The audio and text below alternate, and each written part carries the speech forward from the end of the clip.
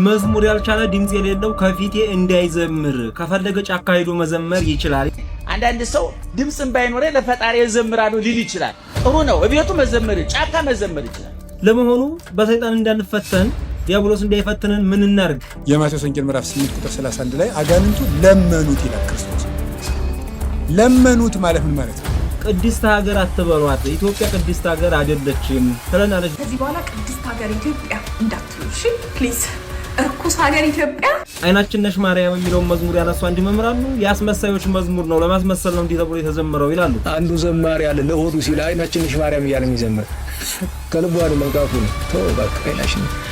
ሁሉንም ወደ እናንተ እናደርሳለን። እነዚህንና ጸሎት እንዳይሰማ የሚያደርጉ ነገሮችን ወደ እናንተ እናደርሳለን።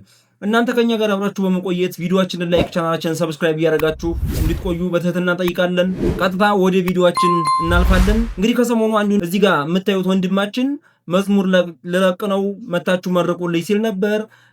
እንደገና ደግሞ መዝሙሬ መደመጥ አለበት ዩቲዩብ ቻናል ላይ ሰቅየዋለሁ እያለ ነው። ብዙዎች ደግሞ ተነስተው ድምጽህ ለመዝሙር አይሆንም፣ ለመዝሙር የሚሆን ድምጽ እንደዚህ አይደለም፣ እባክህን መዝሙር የሚባል ነገር አቁም፣ ተው፣ ላንተ የሚሆን ጸጋ አይደለም እያሉት ነበረ። መጋቢ ሐዲስ እሸቱ አለማየሁ ከዚህ ጋር በተያያዘ ከዚህ በፊት የተናገሩት አንድ ቪዲዮ አለ። እሳቸው ምን እንደሚሉ እስኪ እናዳምጣቸው።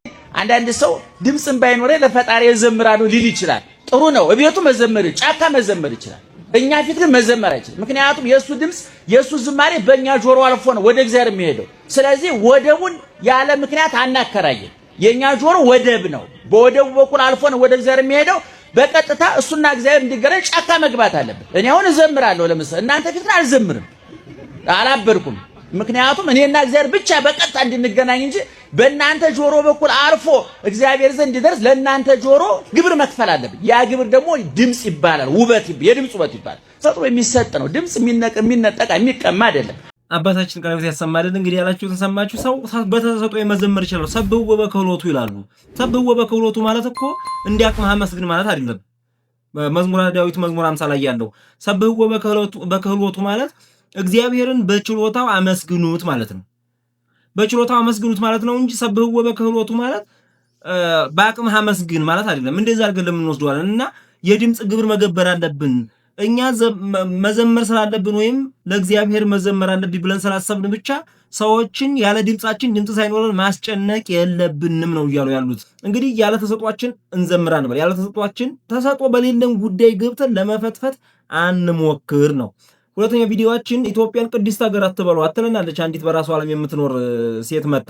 ከዚህ በኋላ ቅድስት ሀገር ኢትዮጵያ እንዳትሉ እሺ ፕሊዝ። እርኩስ ሀገር ኢትዮጵያ። ኢትዮጵያን ቅድስት ሀገር እንዳትሏት ታላቅሳለች ሁላ። በነገራችን ላይ አንድ ነገር ልንገራችሁ። አንዳንድ ሰዎች ሰው ህሊናችሁ ውስጥ አጋንንት የሚያድርባችሁ እንደ ፍላጎታችሁ ነው። በውሸቱ ንባችሁ ሊመጣ ይችላል። በውሸቱ የሆነ እውነት ልታስመስሉ ትችላላችሁ። እንዲህ ብላ መጨረሻ ላይ ግን ምንድን ነው ያለችው? የተወለድኩት አሰብ ነው፣ ኤርትራ ማለት ነው። ስለዚህ ኢትዮጵያን የመፈለግ ፕሮባቢሊቲዋ ወይም ኢትዮጵያን የመውደድ ፕሮባቢሊቲዋ በጣም ለስ ነው ማለት ነው። ይቺ ሴት እንዴት ብላ ኢትዮጵያ ልትወዳት ትችላለች? እና ይህን በመናገሯ ምክንያት የሚሏትን ስሙ። አንድ ወንድም እዚሁ ላይ የሚላት ነገር አለ። የተወለድኩት አሰብ ነው።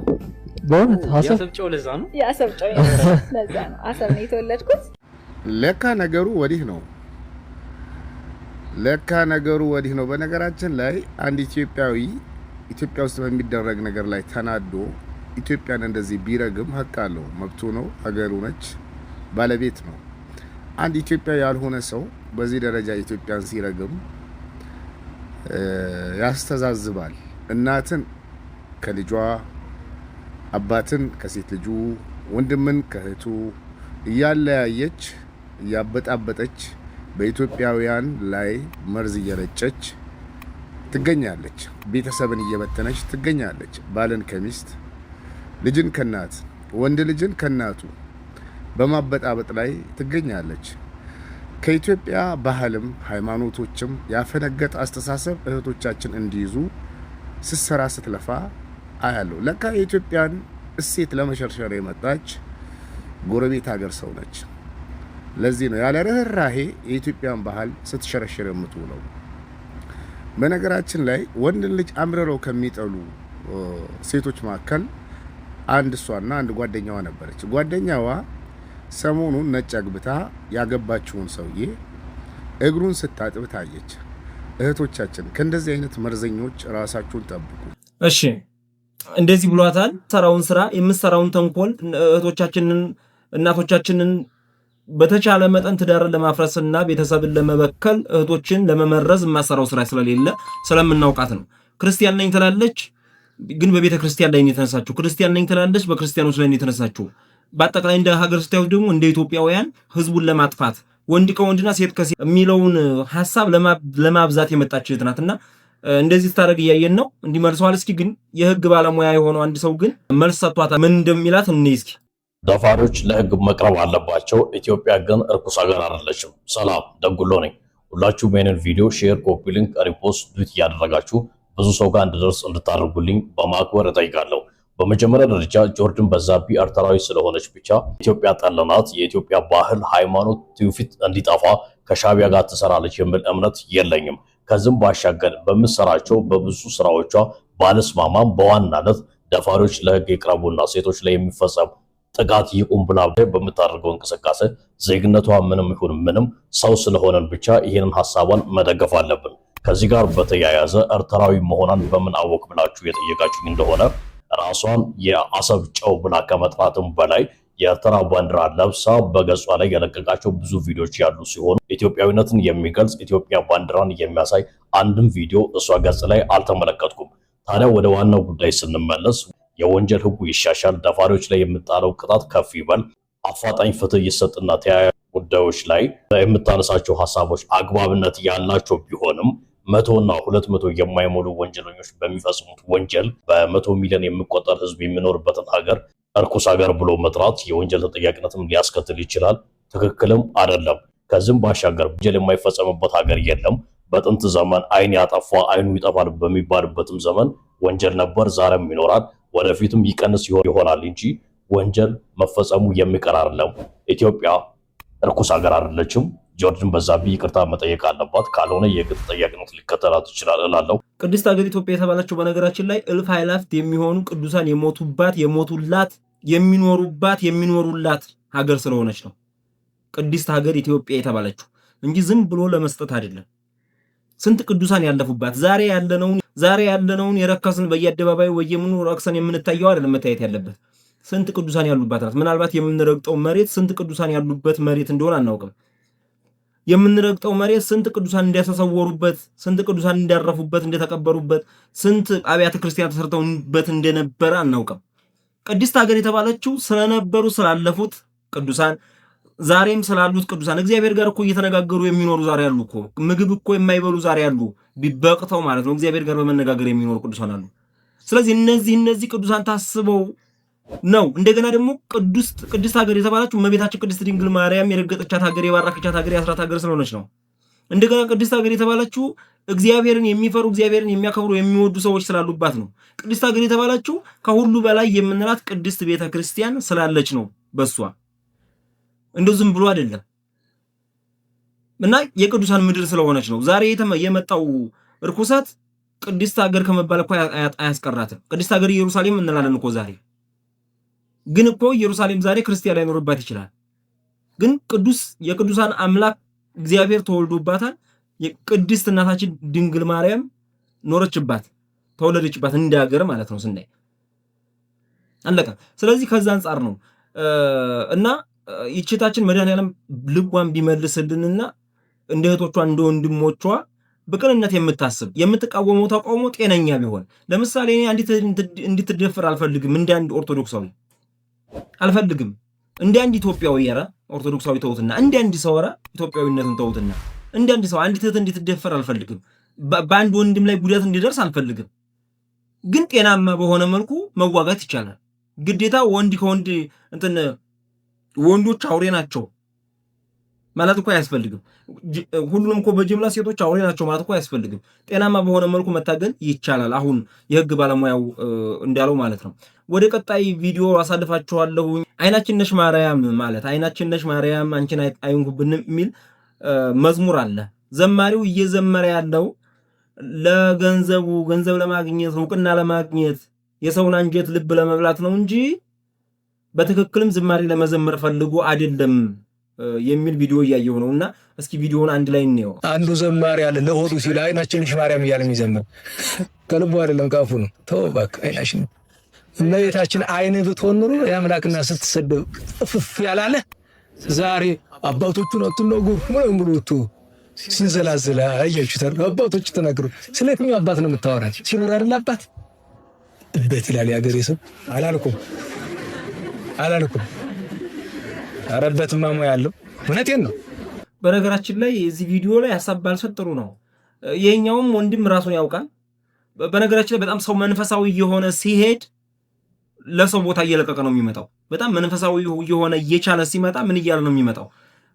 ለሌሎች ቦታ እየተወ አባቶችን እያከበረ ምንም ቢሆኑ ስልጣን ያላቸውን አባቶች እያከበረ ነው የሚመጣው። በጣም መንፈሳዊ ከመሆኑ የተነሳ እንዲውስ አባቶችን አትንኩ ያለው። ምክንያቱም በአንድ ሀገረ ስብከት ውስጥ አንድ ሰው በቅቶ ክንፍ ቢያወጣና መብረር የሚችል ቢሆን ግን የሀገረ ስብከቱን ሊቀ ጳጳስ መብለጥ አይችልም። የግዴታ የሀገረ ስብከቱን ሊቀ ጳጳስ ማክበር አለበት እና ከዛ አንጻርስ ቢሆን ብለን ማሰብ አለብን። እሺ አሁን ገንዘብ ለማግኘት ወይም ደግሞ ለይስሙላ ሊሆን ይችላል ያለው እሱም እንስማማሽ በሱም ግን ደግሞ አባቶች ያለው ደግሞ ከአባቶች አልበልጥም ብሎ አስበው ለትህትናስ እንደዚህ ያለው ብሎ ቦታ መስጠት ያስፈልጋል። አባት አለ ወይ የሚለውን በጥያቄ ምልክት ውስጥ አድርጉልኝ። እኔ በዛ ጉዳይ ምንም ማለት አልፈልግም። መምህሩ ያሉበትን ምክንያቱም ስለማላውቅ ያሉበትን ደረጃም ስለማላውቅ ምንም ማለት አልፈልግም። ግን ዙሮ በጅምላ ግን አባቶችን እንዲህ ማለት ተገቢ ነው ብዬ አላስብም። የዘማሪውን ጉዳይ ግን 50 አድርጋችሁ ተውት። የኮረም እናቶች ለቅሶ ላይ ናቸው ያሉት። እንደ ኮረም አይደለም በነገራችን ላይ እንደ ሀገር ነው ምህዳና ለቅሶ ላይ መኮን ያለበት። ጦርነት ከመብዛትና ልጆቻቸው እየተወሰዱ ከመሆኑ የተነሳ የኮረም እናቶች ምህዳ እያደረሱ ነው ያሉትና እስኪ እናያቸው።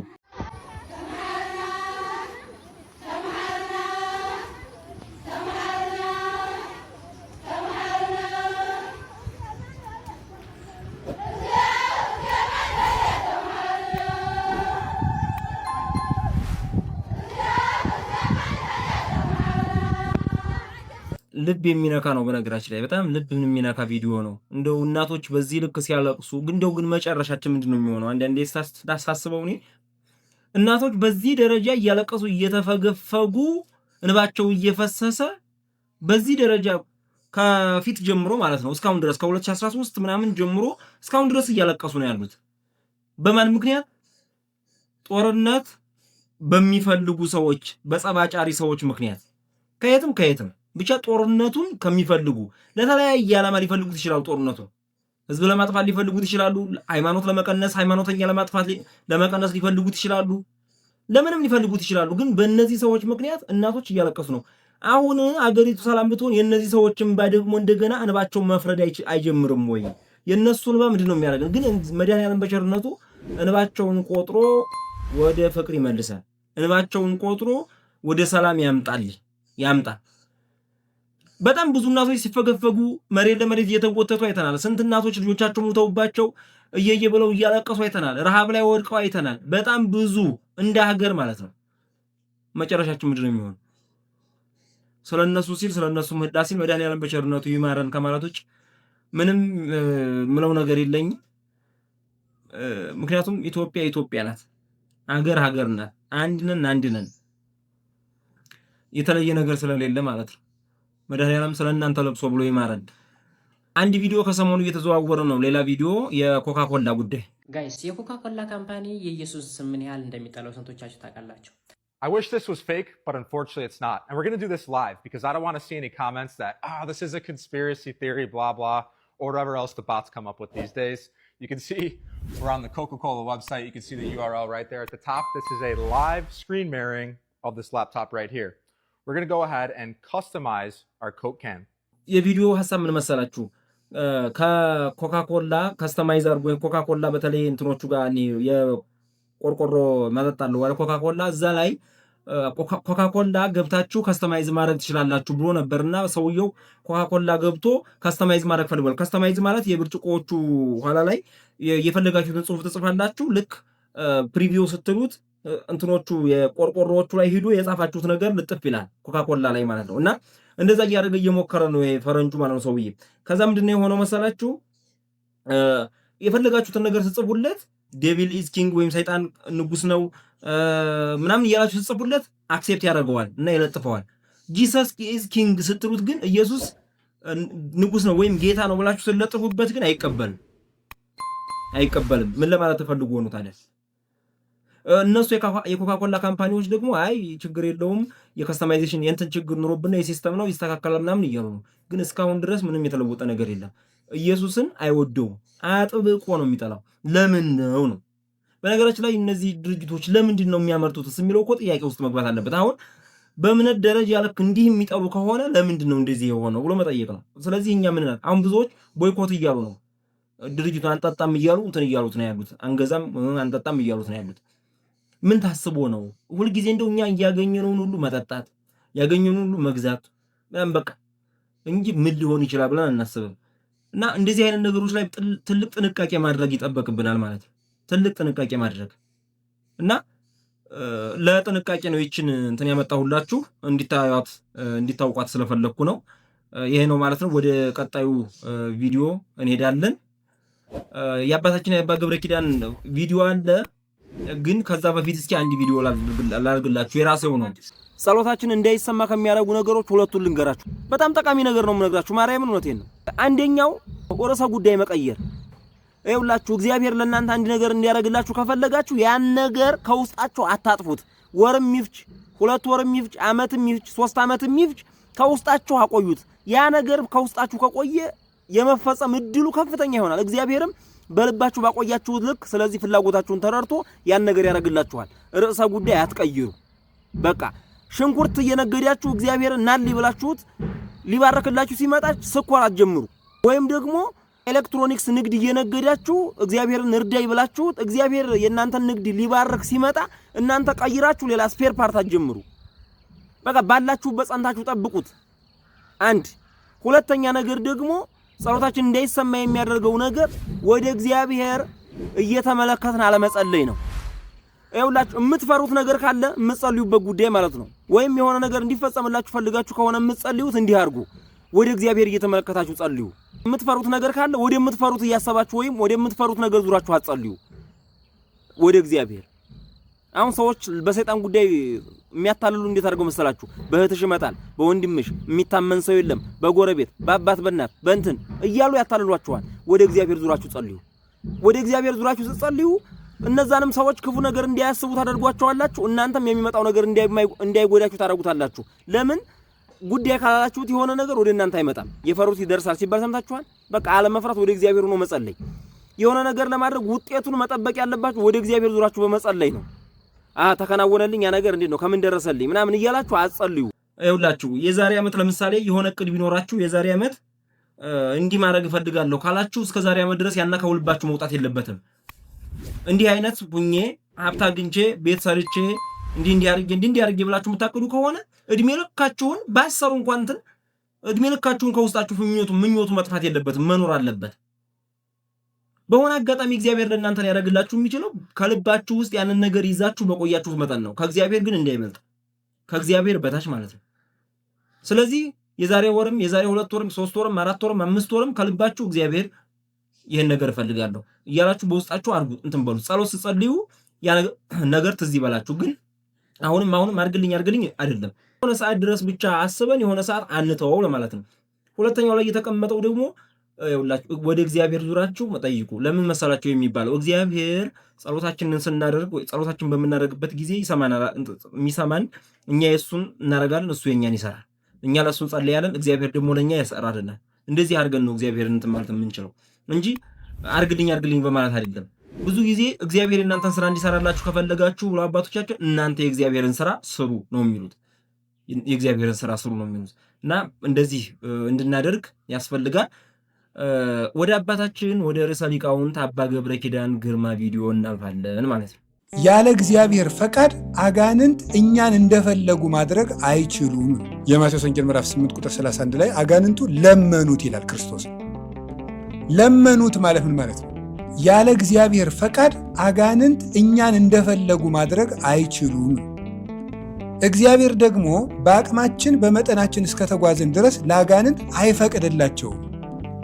ትንሽ ውሳኔያችንን እያከበርን እየተጠነቀቅን እየጸለይን ቅዳሴ ላይ እየተሳተፍን ጸሎት እያደረስን ከሄድን አጋንንት የፈለጋቸውን እንዲያደርጉ አይፈቀድላቸውም። ምን ብለን እንጸልይ ይበሉ?